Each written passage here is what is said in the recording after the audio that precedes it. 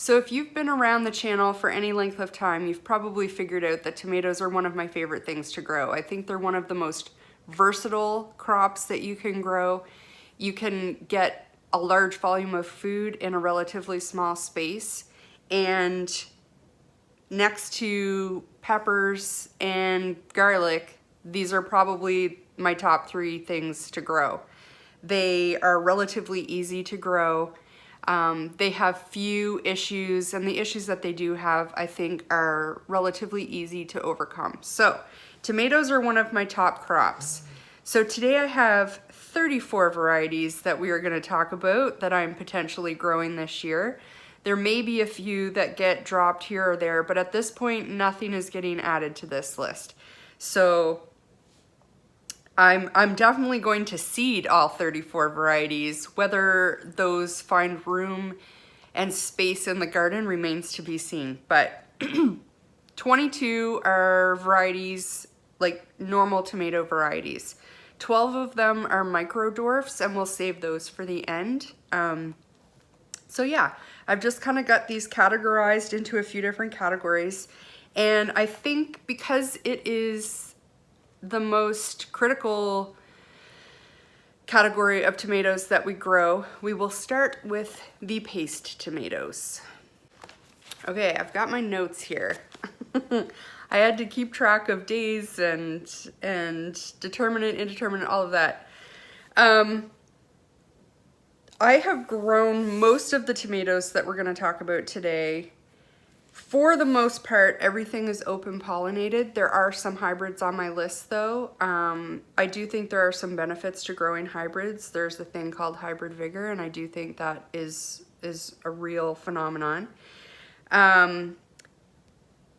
There's nothing wrong with growing hybrids, and you know, if you save the seeds, you will get a tomato. You just won't know what the tomato necessarily is going to look like. It won't necessarily look like the parent because it's not a stable strain. But other than that, I don't think there's anything wrong with growing hybrids.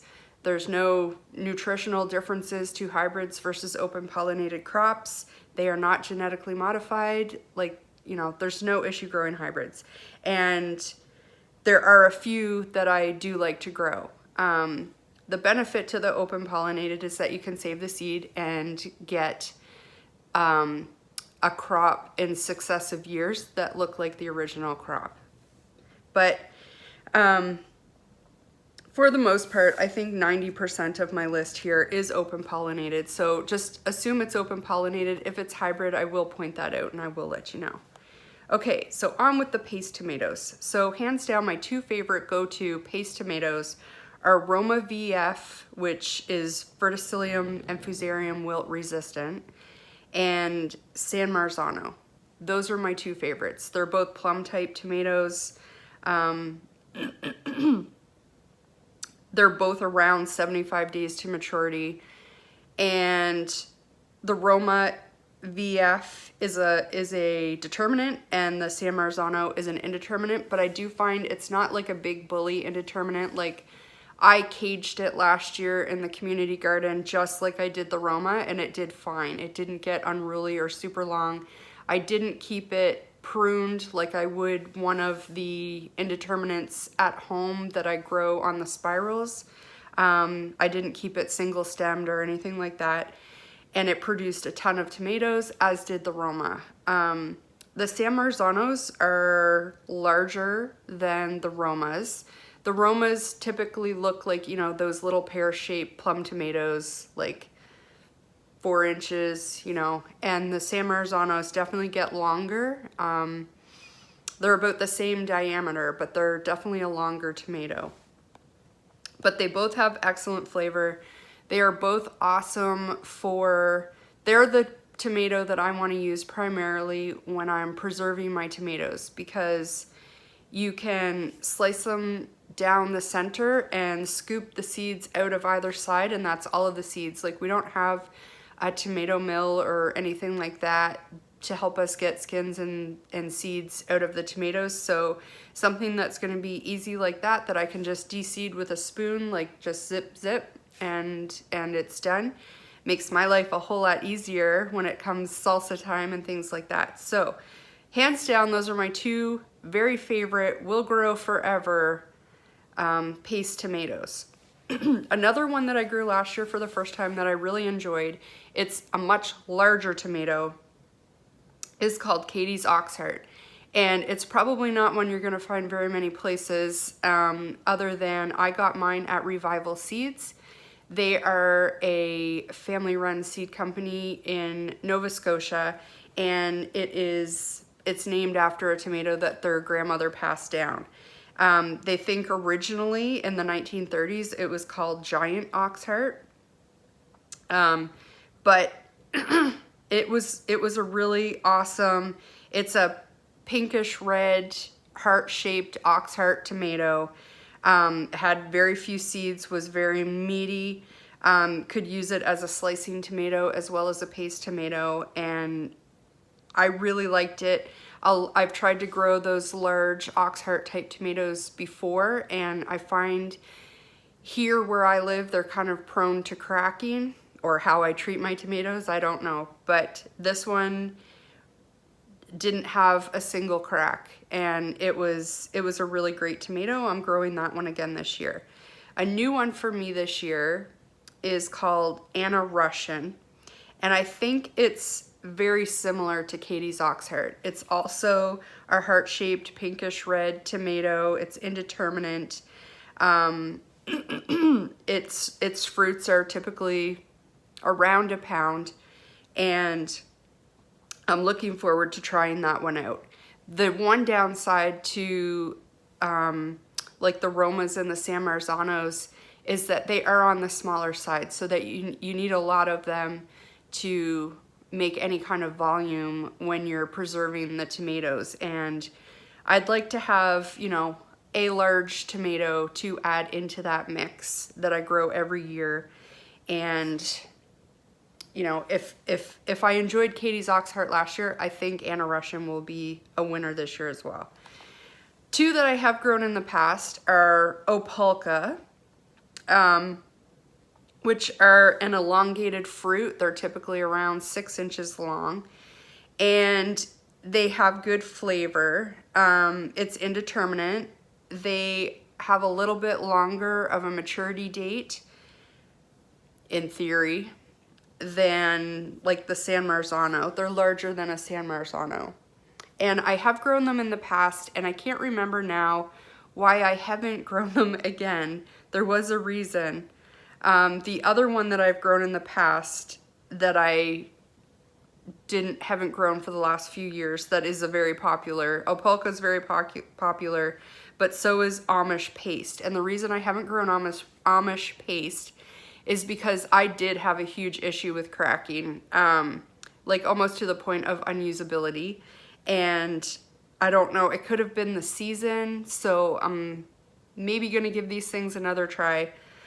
It has supposedly a shorter days to maturity, 70 to 75. I question that. I question most days to maturity. Here, things take longer than usually what they say. But the Amish paste has red flesh. It's an Oxheart type as well, and produces few seeds. So those last four there, well, not the Opalka, but the Katie's, the Anna, and the Amish paste are probably fairly similar tomatoes. So whichever one performs the best in the same season all at one time will probably be the one that gets to stay. So that's what I have for paste tomatoes on my list for 2023. All right, the next category we have here is cherry tomatoes, although I am keeping the Micro Dwarfs separate, so keep in mind there are more cherries coming. There's 5 on my list here. 1 is for my dad. 4 is a lot for us, especially where I'm going to be growing the Micro Dwarfs as well. So some of these may get the axe, and it may be some of my favorites. That's just too many cherries for us, too many cherry tomatoes. But these are what are on the consideration list this year. So the first one will definitely get grown because it is Jared's favorite. It is Tasty Treat. It is a hybrid. Its days to maturity says 49 to 70, which is quite a window there. I don't think it's anywhere close to 50 days. I think it's maybe close to the 70 days. It's an indeterminate, and it's like your standard red cherry. They're quite a sweet cherry tomato with a thin skin, and they're hands down Jarrett's favorite cherry tomato. We tried them. They had them at our local greenhouse one year. They were growing them and had a bowl of them on the counter for customers to try when they were in, and Jarrett tasted one and he's like, that's it, we're never growing any other kind of cherry tomato. So that's his favorite. That's the one that we will grow every year. My dad's favorite is called Dancing with Smurfs. It's an open pollinated. It's a red cherry with purple shoulders. It's also indeterminate, and it's the one that my dad likes. So I'll grow it, but for him, we're probably not going to grow it. It is a really good cherry tomato. It's just that, you know, 2 cherry tomatoes is plenty for our household. So we just don't have space for it. The one that I usually like to grow is either Sun Gold or Sun Sugar. I see conflicting information about if they are hybrid or open pollinated. I thought Sun Sugar was the open pollinated version kind of Sun Gold.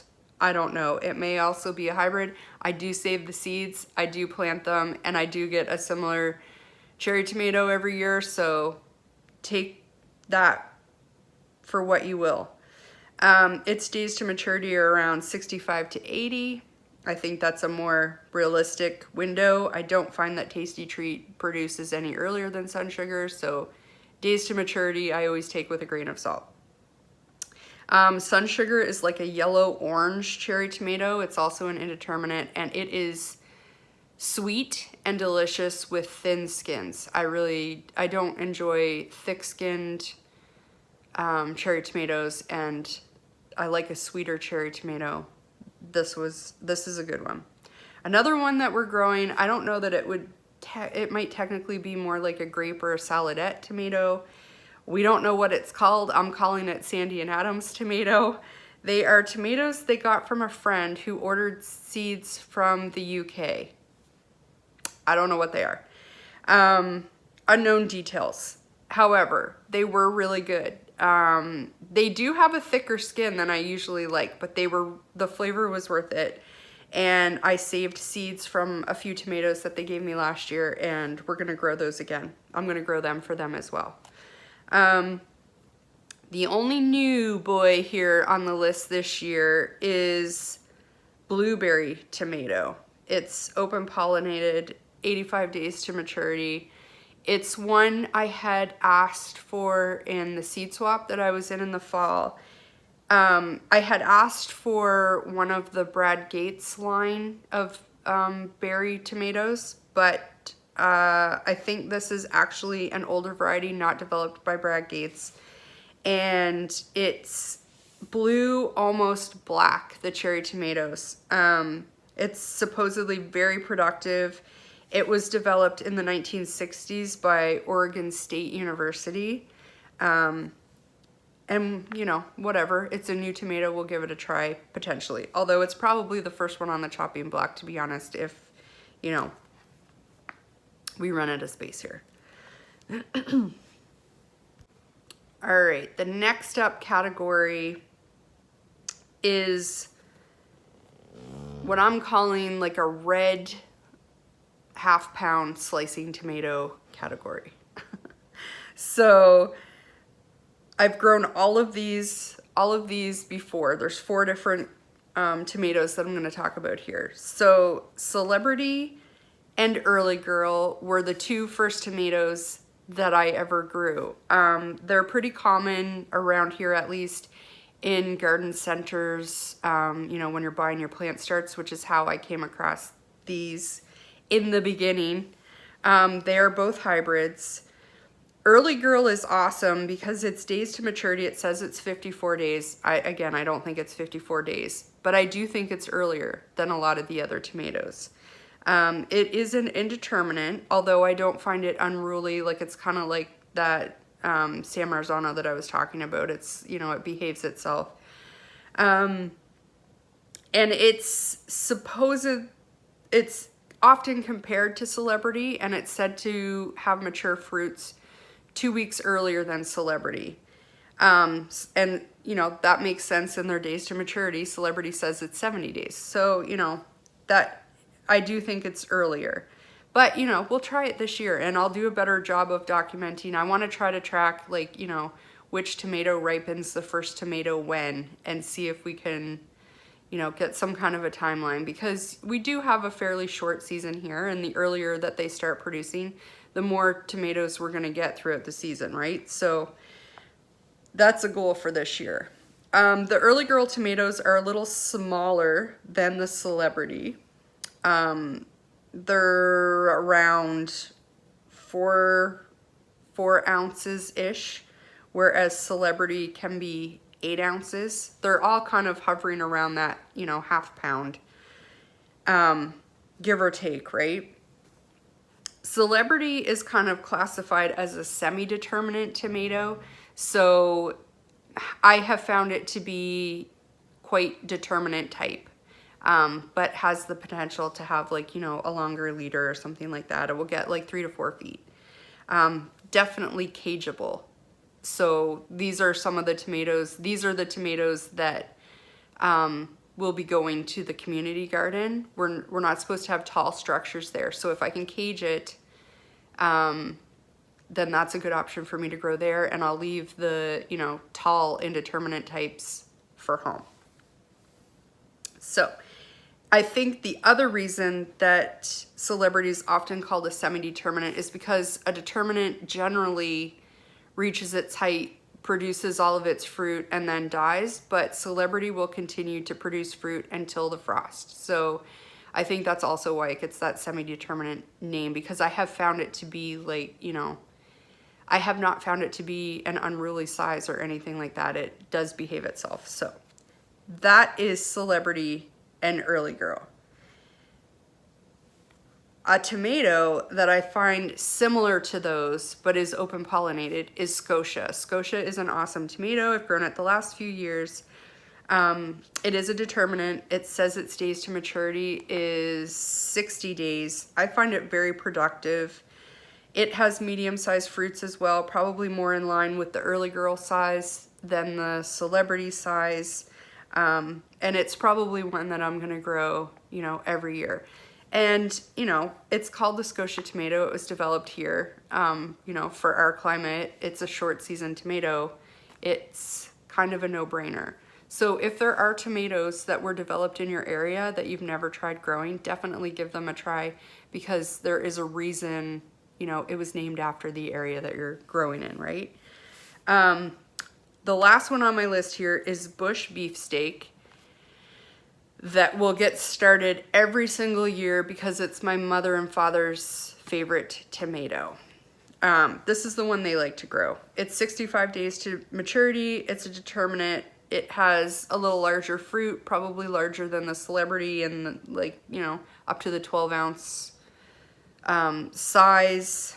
And it's like a standard go-to tomato. A lot of people grow this one, and a lot of people grow them for good reason. So this category I find is kind of like a good all-purpose tomato. I can use them for whatever. I mean, all tomatoes I can use for whatever I want, but I do find them good for, you know, bulking up some of the plum tomatoes. If they're, you know, if I have some of these ripe and not enough plum tomatoes, I do find these good tomatoes to kind of bulk up the salsa recipe, or, you know, whatever it is that I'm making.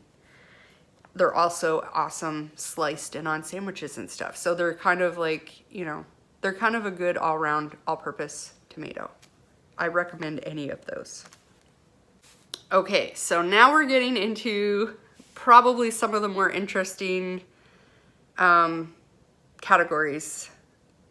These are the indeterminate heirlooms that I'm going to talk about now. I've grown all of these before. I like all of these tomatoes, well, with the exception, I'm still figuring out one. There's no new tomatoes in this category that I'm growing this year, but there's one that I just don't have a firm handle on yet, but we'll talk about him last. So the first one is Triple L crop. It says 80 days to maturity. All of these you're gonna find are in that 75 to 85 day range. I think they take longer than that here for me in my climate, but I just won't bother mentioning it. They're all in the 75 to 85 days to maturity range. So Triple L crop, it's a red tomato. It's fairly productive. It's a beefsteak type tomato, and it generally produces 12 to 16 ounce fruits. So that's right around a pound. They can get a lot larger. And all of these heirlooms I treat the same way. I grow them on a spiral stake. I single stem them. I wind the single stake the single stem up the stake as the season goes. And because we have a short season, you may not have to treat them this way where you live, but if you are in a short growing season, when they reach the top of that stake or shortly thereafter, generally around the beginning of August, first week or so of August, I top the plants. I cut the top right off, because anything that is produced past that point will not have a chance to grow to size and ripen before we get a frost. And I want to make sure all of the energy of that plant goes into the fruit that it already has on the vine.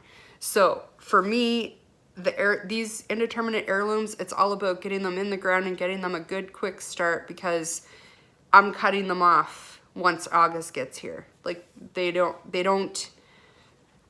have as long of a season as they would in a more southern garden where they can just keep growing and keep producing. That's not how I treat them here.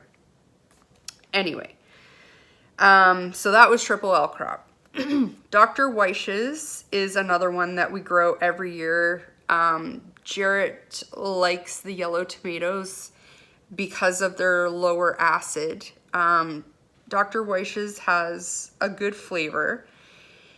It's not my favorite yellow tomato though. I have a lot more cracking issues and cap facing issues with it than I do with the next one on my list. And so I've continued to grow it because it's such a popular one, and you know, I just want to give it a chance. But I mean, it's been multiple years, and every year it's my second favorite yellow tomato.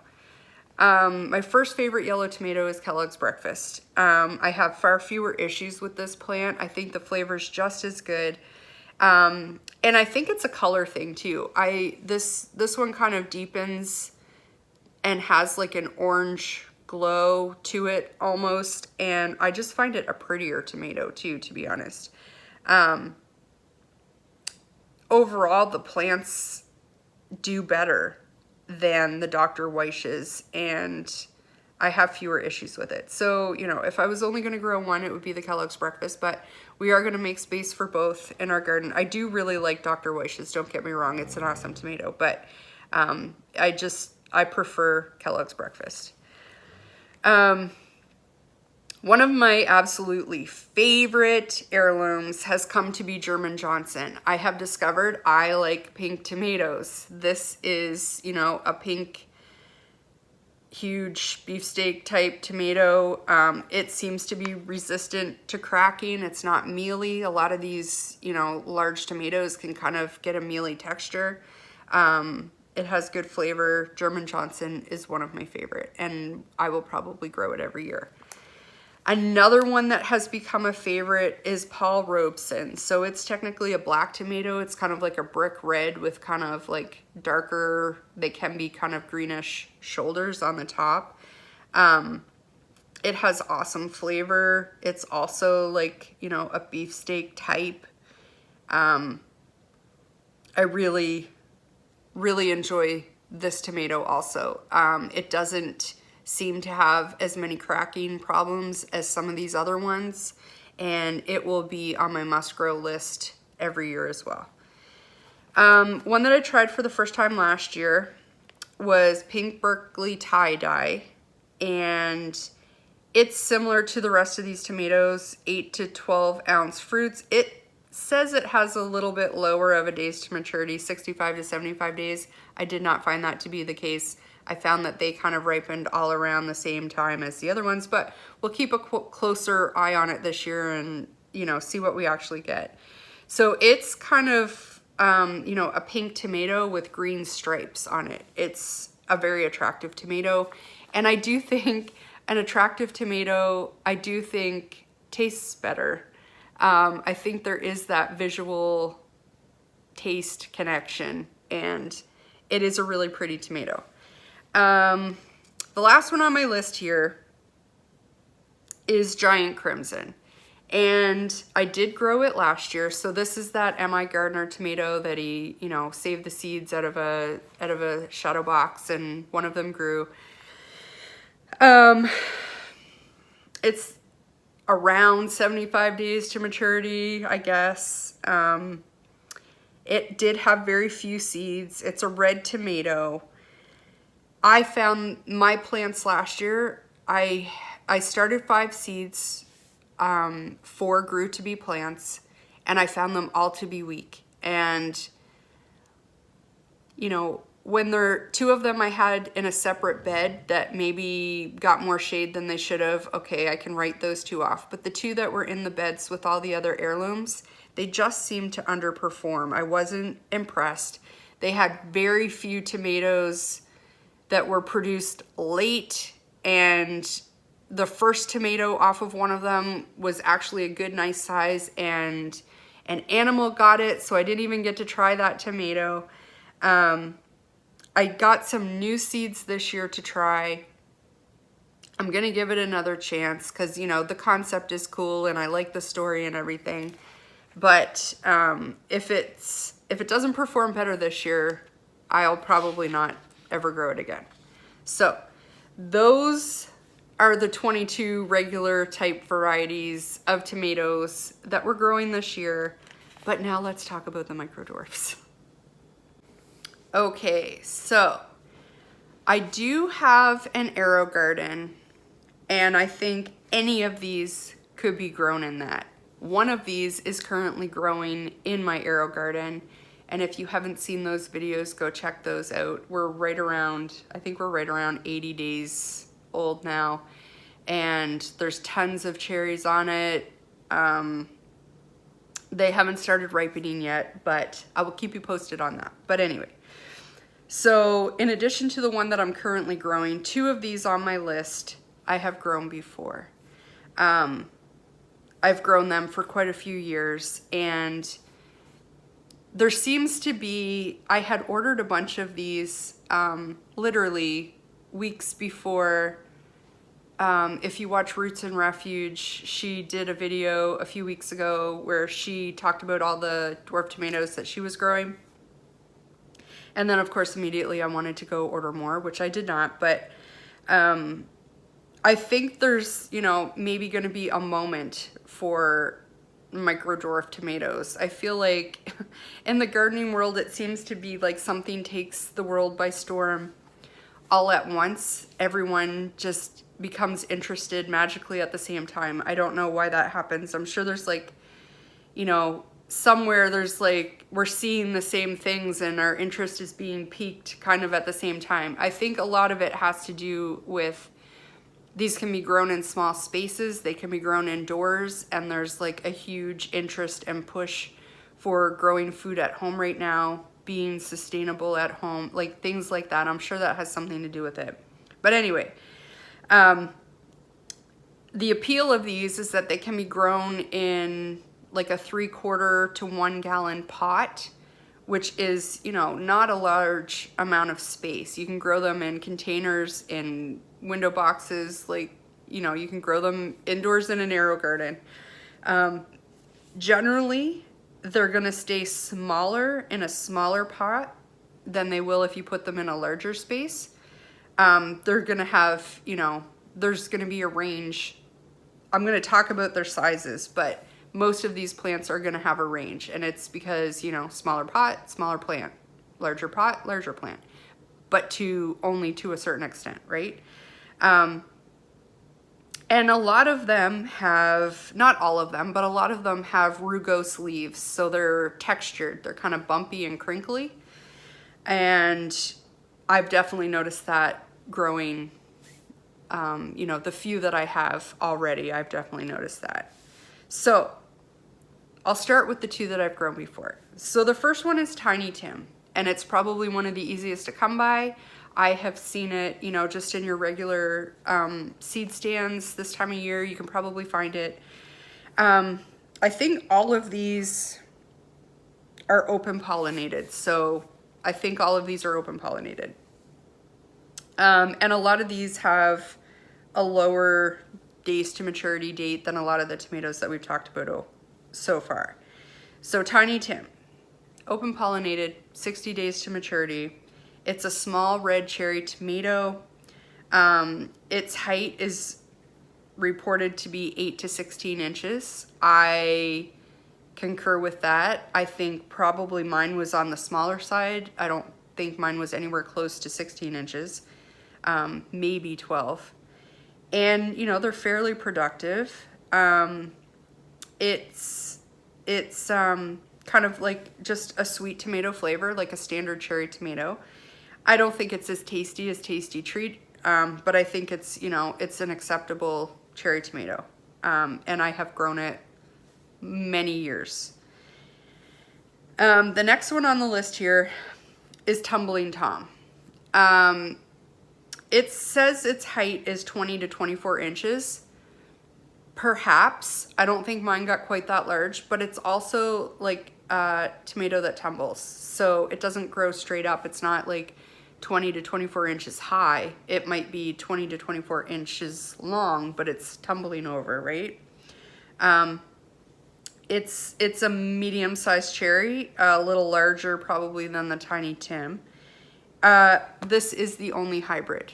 I forgot this one. So this is a hybrid tomato. There's also a yellow version, which I have never tried, and I do think it's quite popular. People seem to like that yellow one. So if you can find that, maybe try that one. It's awesome for hanging baskets. What I used to do is put 3 in a hanging basket and hang them on my porch, and they would tumble over, you know, and they're fairly attractive, just hanging over with their red tomatoes. And that's Tumbling Tom. So Pinocchio is the one that I'm currently growing in the AeroGarden. It is open pollinated. It says it's 7 to 10 inches, and I think that's probably pretty spot on. Mine's probably right around 8 inches or so. It's an orange cherry tomato. As I said, mine are not ripe yet, and I haven't tried the flavor yet because they haven't ripened. But it's said to be sweet and juicy and fruity with thin skin. An excellent tomato flavor. So looking forward to getting to try those sometime in the near future. Another one that I have purchased is Mohammed. It's 72 days to maturity, 6 to 12 inches in height. It is a red cherry. It's said to be a very prolific workhorse type of cherry tomato. Like it just keeps producing. It's said to have good flavor, juicy, and not too sweet. So that seems like it will be a very good one.